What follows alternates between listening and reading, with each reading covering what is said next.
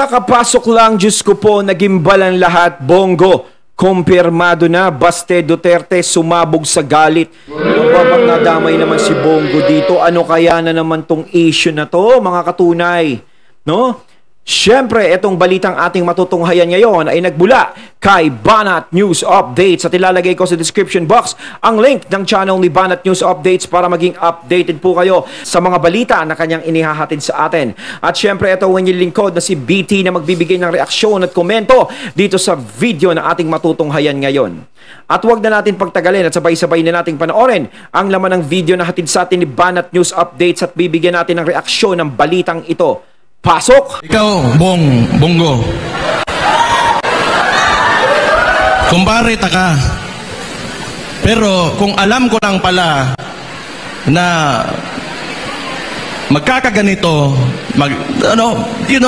yung mga tao, yung nagboto kami, mga dabawin nyo, nagboto kami sa Imuhabong. Kung alam ko lang na ganito lang pala yung gagawin mo, sana hindi na lang. Saping Bongo mula kahapon hanggang ngayon. Bakit? Nakakagulat eh. But at the same time, hindi rin nakapagtataka, no? Kasi ito lang yung pahayag lang ni medyo matindi yung bitaw ni Mayor Bastido na si Bongo. Ano ang ginawa mo, Sir Bongo, Senator? Ano? President Baste. Ano ba nang nadudulas ako? Ang pahayag kasi kagabi ni Mayor Baste is just ano ba yung tawag? Parang confirmation doon sa mga agam-agam at katanungan natin sa isip natin na hindi natin mailabas at tanungin kasi wala pang nagtatanong para sa ating kaisipan. It has been, I believe, it has been going on sa ating kaisipan for quite some time na tinatanong natin, nasaan yung mga kaalyado ni Tatay Digong, di ba? Nasaan yung mga Duterte senators ni Tatay Digong? I believe na tumatakbo talaga sa kaisipan natin yon.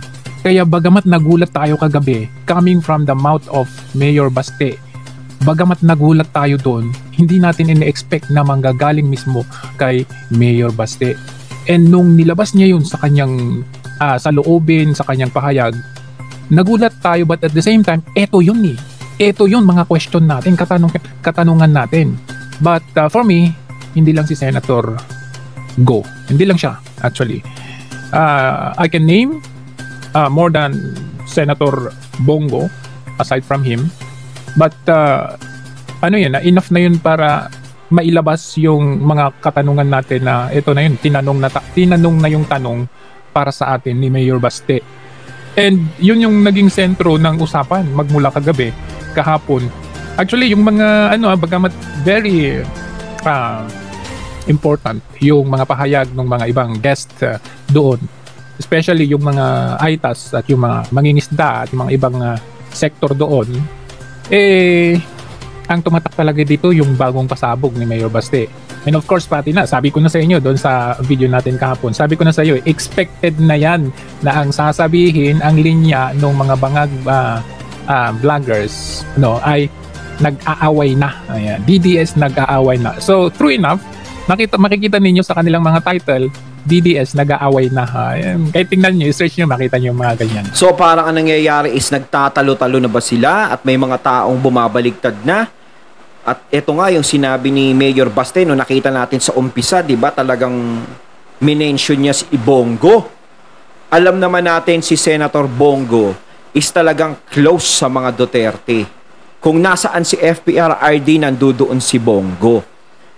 So, di ba, siguro nakikita nila sa oras ng kagipitan, no, ngayon na medyo nawawala yung suporta.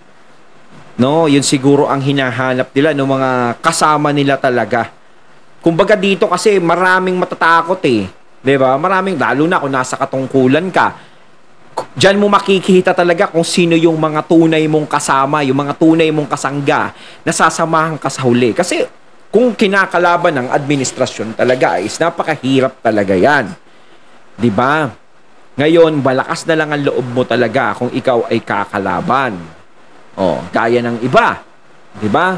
Tayo, hindi naman tayo mahal. Nagko-komento lang naman tayo rito. Hindi. Ayan eh. So ako, kung ganyan na si Senator Bongo, sinasabi nilang parang bumaliktad na, no? Kung isa si Senator Bongo doon, parang nakakapanghinayang.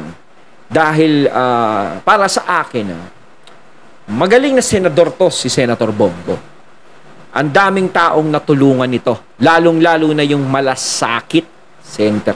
Malasakit na yan na matatagpuan natin sa mga ospital dito sa atin. Marami siyang mga pasyente na natulungan. Lalo na yung mga kapuspalad talaga na natutulungan dyan na lumalabas ng ospital na walang binabayaran, di ba? Ang ganda ng proyekto ni Senator Bongo. Kasi ako kapag maganda ang proyekto ng isang politiko, tinatandaan ko eh. Tinatandaan ko yung kung sino yun. Di ba? Ngayon, tas nakita pa natin ang ganda ng mga pakikisama ni Bongo at ni FPRRD, no? Na makikita natin talagang solid si Senator Bongo sa mga Duterte. So kung ito nagbitaw si Mayor Basti ng ganung salita kay Bongo, tako. Paano kaya ito? Ano ba ang nangyayari ngayon? Ano ang nangyayari kay Bongo at sinasabi ngang hindi lang si Bongo ang ganon. At meron pang mga dating mga kasama na medyo umiiktad na. Aba, hirap nito. Nakakapanghinayang kasi kung si Senator Bongo, no, mawawala sa landas ng mga Duterte, no? Kasi solid eh. Parang kay PBBM kasi, di ba? Marcos admin, may mga kasama siya talagang solid na nawala. Tapos dito naman sa mga Duterte, may mga kasama din na mawawala. No? Magkaiba kasi yung senaryo kung ba't nawala yung mga kasama ni PBBM nun eh. Iba kasi ang dahilan doon. At dito naman, ano naman kaya ang dahilan dito kung bakit ano? O may iba pang dahilan? Takot ba o ano? 'Di ba? Ano ba talaga, kuya? And yung mainstream media ganun din. Pinalabas nila doon sa Maisog na Maisog Pampanga na yon, Angeles na yon, ang nilabas ng nila yung sinabi ni Baste, because they want to demonize na tayo po ay nagkakawatak-watak, na tayo po ay nag-aaway na, but hindi nila nakukuha yung mensahe behind doon sa pahayag ni Baste. So ngayon pag-uusapan natin yun ng bahagya. Ayan. Sabi ni Ira, iisa lang ang naiisip ko, duda ako dahil sa presence ni Attorney Vic, kaya pwedeng back off si Senator Bongo. Okay. LPJo, ayan, watching from. Ayan, shoutout sa inyo lahat dyan, ha. Dami mga vlogger kasi ngayon na masyadong mataas ang tingin sa sarili. Pero kayo mga katunay, naniniwala kayo na si Senator Bongo is ganun-ganun na lang tatalikod sa mga Duterte? Comment kayo mga katunay kung talagang kayo ay naniniwala sa ganung mga senaryo na maaari niyang gawin yun. Ako para sa akin, parang medyo hindi pa ako naniniwala sa ganun eh, na ipagpapalit ni Bongo yung pinagsamahan nila ng mga Duterte. Kasi nakikita naman natin kung gaano talagang pinaninindigan Bongo yung pagsuporta ni Bongo sa mga Duterte. Ngayon, kung nagkaroon man ng ganun si Bongo at nagkakaganyan na, anong dahilan? Bakit? No, bukod dun sa Cindy Babes, sa PDEA Leaks investigation nga lang, show lang siya sa Senate pero wala namang tulong sa pag-imbestiga. That's true. Oo. So magandang hapon. Kasi nakikita doon si Senator Bato eh. 'Di ba? Hindi siya parang hindi siya masyadong masalita. Hindi siya masyadong kumikibo doon sa nangyari. Syempre nga alam naman nila na administrasyon yung nadadawit dito. 'Di ba? Hindi mo nga makita yung iba diyan sila Honti, hindi sila pumapasok. Kasi kapag may issue na ganyan, imbestigahan, hindi sila nawawala. Doon lang talaga sila nawala. Nakita naman natin si Senator Bato lang talaga yung bumabanat at nagtutuloy ng investigasyon na yon. Wala nang iba. Bagong dating, like and share po tayo. At sige, ito na nga, mag-uumpisa na po tayo, no? Ito kasi yun. Ito yung umpisa nung I think this was the first and the last na nakita natin si Senator Go doon sa usaping Maisog or doon sa, actually hindi nga ito Maisog KOJC SMNI na rally, yung 7-day or 9-day rally nila. Panoorin natin ito. Andito ata sila pati si Senator Robin, Senator Bato, nandito sila. Tignan natin to. Yes, Dante, good evening. Greeting Harleen in today's prayer rally conducted by the Sunshine Media Network International or SMNI, and supporters of religious group leader Apollo Kibuloy, some former and incumbent government officials have attended the program. Vice President Sara Duterte arrived first, though she did not speak or give a message before the crowd. Before 8 o'clock tonight... So dito na dumating dito si Sara Duterte, no? Dumating siya dito, nagpa-interview at nagpakita ng support or nagpahayag ng support kay Pastor Kibuloy. President Rodrigo Duterte arrived. Despite the fact na pwede siyang labelan na, ba't pinagtatanggol mo yung ganito, ganyan? Di ba, kalaban ni Risa Ontiveros yan. Number one na tinutuligsa ni Risa Ontiveros itong si VP Sara. So, tinutuligsa din ni Risa Ontiveros si Pastor Kibuloy. So, nakita ninyo, parang minsan nangaasar din itong si VP Sara, or alam niya kung paano kumambyo at kumalawit doon sa mga detractors o yung mga kalaban. Just like nung araw nung kalayaan, nakita ninyo naman ang bisita ni VP Sara ay si anong pangalan nun? Si Richard Alden. Yun yung bisita niya. Tapos Alden doon naman Richard. sa kabila yung pa-concert na gamit ang pera ng taong bayan, doon kay Tamba na concert, si Daniel Padilla naman. So parang alam yun, nangasar na mas namin si Alden ngayon kasi Parang no? Yung parehong ni Catherine Bernardo, yung ex tapos present, ganun ba yun? Talagang parang nagsadyaan talaga sila, no? Bato, kahit sa mga guest nila, no? Talagang magkalaban pa rin sila. Kailangan ipakita na magkalaban din yung guest namin. mas mahal ng taong bayan kasi mas pinapakita niya yung kanyang concern at care dito kay si Catherine Bernardo. Ayun. Di ba? So sige, ituloy natin. Here at Iwasang Bonifacio in Manila. With him are Senators Christopher Lawrence Bongo, Ronald De La Rosa, and Robin Hood Padilla. Former presidential spokesman Harry Roque. Okay, so ito yung una at huli nating nasilayan. Nakasama ni PRRD si Senator Go at including itong si Senator Ronald Bato, no? Ito lang yung una at huli, not even maisog, hindi nga ito maisog Former Chief Presidential Legal Counsel Salvador Panelo also arrived earlier. Senator De La Rosa said they came over to show support to Kibuloy. Meanwhile, former President Duterte urged the public to be vigilant, especially that the Marcos administration is allegedly now trying to amend the Constitution. Duterte said the current regime's main object... Grabe naman yung comment na to, Prime Minister Ferdinand M. Romualdez. Hello, Jojo. Ikaw ba talaga yan? Ano ba yan? Ano ka, makatamba ka or nangaasar ka lang? is to extend their term through charter change. He also emphasized that if any provision of the Constitution will be touched, the whole Constitution itself is now open for amendment. Mag-like ko ayaw nga, mag-like kayo. Back to you, Harleen. Thank you, Dante Amento, reporting live from Manila. So, yun ang una at huli nating nasilayan, si Senator Bongo. At may nagko-question, sabi nila, yung pag-call out nitong pangalan nito, si Baste kay Bongo, bakit niya ako call out si Bongo? Hindi naman niya i-call out si VP Sara. Huwag kayo kasi si VP Sara, kahit nga nung unang maisog, nagsalita siya di ba? Panoorin nyo to. Vice President Sara Duterte said her brother Davao City Mayor... Diyan mismo sa entablado, hakbang ng maisog, napakalaki Ano masabi nyo dyan? Sa mga nagsasabi na bakit hindi i-call out si Sara Duterte, ayan andyan mismo sa entablado, the logo of hakbang ng maisog is there, hakbang ng maisog stage, andyan siya, nagsalita siya. Sige, continue natin. Sebastian Duterte was coming from a place of brotherly love when he asked President Bongbong Marcos to resign. In a prayer rally in Davao, Mayor Duterte... Magkasama sila dyan. Yan yung unang hakbang ng maisog. Yan yung nandyan si Amy Marcos. Marcos to resign should he not have love and aspiration for the Philippines.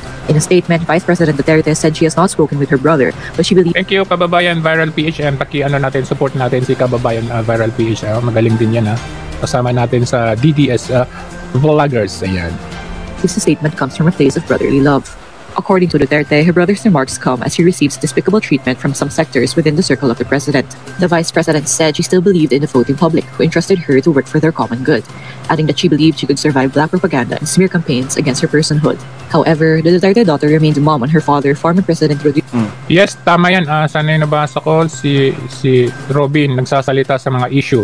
Yes, nagsasalita sa mga issue si Robin. Rico Duterte's allegation. Actually, sabi pa niya, papaimbestigan niya yung ginawa nila sa KOJC kasi kung napanood ninyo yung live ni Ka Spencer, tama naman yung sinasabi niya doon. Hindi, tsaka si Robin Padilla kasi is talagang pinapakita niya pa rin na may support siya doon. 'Di ba? Si Senator Bato, ganun din.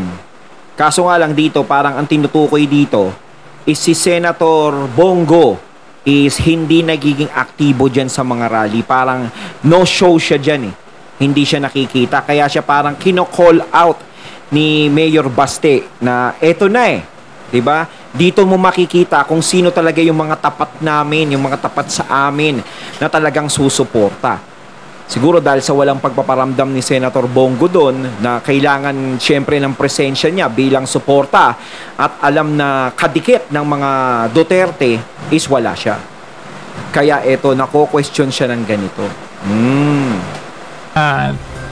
Kung magsasalita man itong mga Duterte senators na ito, they are not speaking on behalf of or defending Kibuloy, but defending the rights of those children, those women, yung mga workers at mga katutubo na nandoon na sila po ang napagmaltratuhan ng ating pamanding mga kapulisan, na ang mga kapulisan ang kanilang motto ay to serve and protect. Pero anong ginawa nila? They violated the constitutional rights of those people na nandoon. Yun yung pinaglalaban naman ni Robin, kaya gustong paimbestigahan yun. Dahil sa mga naapektuhan doon, lalong-lalo na yung mga batang nagka-trauma doon. Mantakin mo, no? Prayer, no? Lugar ng mga religious group. Tapos, ganun ang mangyayari. Makikita nila, mga naka-full battle gear yung mga nandoon. Naakala nila mga rebelde sila. Mga rebelde yung pupuntahan nila, ganun. Sa huli-huli, wala naman din si Pastor Kibuloy. So yun, they are subject to an investigation, and not only investigation but filing a case against them kasi hindi naman nila pinalo yung protocol. So kapag hindi pabor sa kanila, wala silang pakialam pag ganun. Wala silang pakialam doon sa mga nangyayari sa mga ibang mga na pinangyarihan ng mga krimen, pero ito alam nila because this is kanilang interest. Lahat gagawin nila, magpapadala sila ng mga bata-batalim ng mga kapulisan just for the sake of fulfilling the command ng mga nasa itaas. That Marcos was on the government's illegal drugs watch list. The Philippine Drug Enforcement Agency has since denied the former president's allegations against Marcos. Oh, di ba? Noong nagsabi si PRRD na bangag ka noon hanggang ngayon bangag ka pa rin, immediately ang PDEA nagbigay sila ng kanilang counter statement na wala daw listahan na ganun. Only to find out later on merong lumabas na isang ex-PDEA agent na nagpapatunay na meron ngang ganong supposedly na magiging raid. At yan po ay inulit na pinatunayan ni Tatay Digong na sabi niya magkakaroon sana ng raid noon sa condo unit ni Maricel Soriano. Binanggit mismo ni PRRD yan. So ito pong laban ni PRRD, hindi po to invento kwento lang. Hindi po ito laban just for the sake to destabilize the government, but ito po ay totoong laban na merong pinagbabasehan at may pinagbabatayan. Kaya hindi po ito yung, hindi ako sasali dyan kasi alam nyo naman, ito po ay makakasira. Wala naman kasing ganitong mangyayari kung hindi yung mga alitap-tap talaga ang kumalampag sa mga Duterte. Tahimik na wala nang mai-o-openg mga ganyan 'Di ba? Kung nagiging advance sila mag-isip na, baka kunin ng mga Duterte ang kapangyarihan sa mga Marcos, wala namang nangyaring ganun. Kung gusto nilang kunin nga, gaya ng sinabi ko dati, bakit pa patatakbuhin ni FPRRD si VP Sarang Vice President at iti-team up pa kay PBBM? Kung gusto nilang agawin ang kapangyarihan, kung gusto nilang ang kapangyarihan ay sa mga Duterte lang, at pwedeng-pwede namang kontrolin ni FPRRD nung mga panahon na yon, yung election na yon, 'di ba? At saka isa pa, pwede niyang patakbuhin yung anak niya bilang presidente. Bakit sinuportahan pa nila yung unity team? Ngayon, kung iniisip ng iba, yung mga Duterte nga nagsimula, ako sa akin yung mga senaryo pinagdudugtong-dugtong ko, hindi ko nakikitaan yung mga Duterte na sila ang nagsimula. Kasi may nagsindi ng mitya kaya sumabog 'Di ba? May nagsimulang nagsindi niyan. Hindi sa mga Duterte nang galing at hindi sa mga Marcos nang galing. Parang nangarap sila na sirain kaya natin tong pagsasamahan na to. Masyadong malakas. Masyadong iniintindi lang nila yung kanilang, yung isa nagsusuportahan sila. 'Di ba? Ganun yun eh. Masyado silang close. Paghiwalayin naman natin to, paano natin gagawin? At isa pa, lumalabas sa survey, naku, parang alam na ng mga tao kung sino yung susunod na magiging presidente. Nagiging number 1 si BP Sara. 'Di ba? May alitap-tap na nangangarap na gustong maging presidente sa susunod. Na kapag natapos ang term ni PBBM, siya naman ang papalit, na buong akala niya is, ako magiging kandidato sa susunod. Parang gano'n. So, paano ako makakaungos kung nandiyan ang isang Duterte na tatakbo rin bilang presidente? Aba, hindi pwede yun. 'Di ba? Para kasing sinasabi dito, parang ayaw nila patakbuhin si BP Sara eh. Ganun. Kaya ganun ang nangyari. Sa gobyerno, pero hindi. Yung mga kilala natin na sana makakatulong kay PRRD side by side, lalong-lalo na sa panahon ngayon, nasaan na sila? Ngayon, Samantalang, eto nga, may nakita ako na ganun ha. Parang nawala na sila sa scene. Hindi na nakikita ang kanilang presensya, no? Sa oras ng kagipitan na ganito. Na, nandito kayo, talagang tunay na kasangga kayo. Talagang yung mga, parang camera? Yung mga, yung mga gumaganyan talaga, no? Ngayon parang nawala. Parang naging ganun. Pero kay Senator Bongo talaga is nanghihinayang ako kung totoo man yan, ganyan. Naku, Senator Bongo, naku, kailangan mo ring magpaliwanag. Ayun, maganda eh.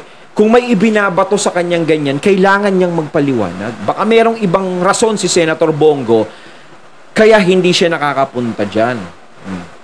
No? Huwag ka naman bumaliktad, Senator. Naku, kung tutusin talaga, uulitin ko, ang ganda ng mga proyektong ginagawa mo para sa taong bayan. Nagustuhan din kita eh. 'Di ba? Pero wag naman kung ano naman ang 'di ba? Ang hirap kasing mamarkahan na markadong Judas, parang gano'n ang hirap. No? Pagkaganda-ganda na compilation, na sinasabi na, ito, tingnan nyo to, yan sabi, PRRD and Senator Bongo magkasama pa rin kahit saan. Ito po, nung hindi na presidente si Duterte, tingnan natin. Magkasama sila eh. Makikita nyo yung compilation, magkasama. Wow, parang walang sabi niyan, PRRD Senator. Wala pang issue niyan. Ano yun? BFF forever ba yun? Best friend forever. Kasi dyan mo malalaman ang tunay na kaibigan sa oras ng kagipitan. Gaya ng iba, kasama mo sa inuman. 'Di ba? Laging pag nagpatawag ka ng inuman, pagkaibigan mo nandiyan. Nauuna pa sa'yo, hindi pa luto yung pulutan, nandiyan na sila. Pero oras na nagkasakit yung nagpapainom na yon. 'Di ba? Na hindi na siya nagpapainom, wala na. Yung mga kaibigan niya wala na rin. Tapos nagkasakit siya, humingi siya ng tulong, hindi siya matulungan. 'Di ba? Doon mo malalaman ang tunay na kaibigan sa oras ng kagipitan. Yan, compilation na ganyan, Pero sa tingin ko ngayon, pag tinitingnan nyo kasi yung video na yan, parang yun yung time lang na yung masaya lang, yung parang sa saya lang kasama, gano'n. Tapos pag may problema na yung kasama mo, hindi ka na mahagilap kung nasaan ka na. So, napakalungkot nga naman. Actually, nung sinabi nga ni Mayor Bastian, doon ko na pagtanto na, ito yung tanong ko eh. Ito yung tanong natin, na siya lang ang nag-confirm na tama nga naman na itanong natin saan nga ba sila. Yun. Ayun, at ating natunghayan ng video na nagbula kay Banat News Updates at syempre credits dun kay Sergio sa boss na nadidinig natin kanina. Ayan, Senator Bongo, nasaan ka na? Ayan, paramdam ka naman dahil kino-call out ka na ni Mayor Baste. Ayan, kayo mga katunay na masasabi nyo tungkol dito. Comment lang po kayo sa comment box. So once again, I'm BT and I'm out. Peace.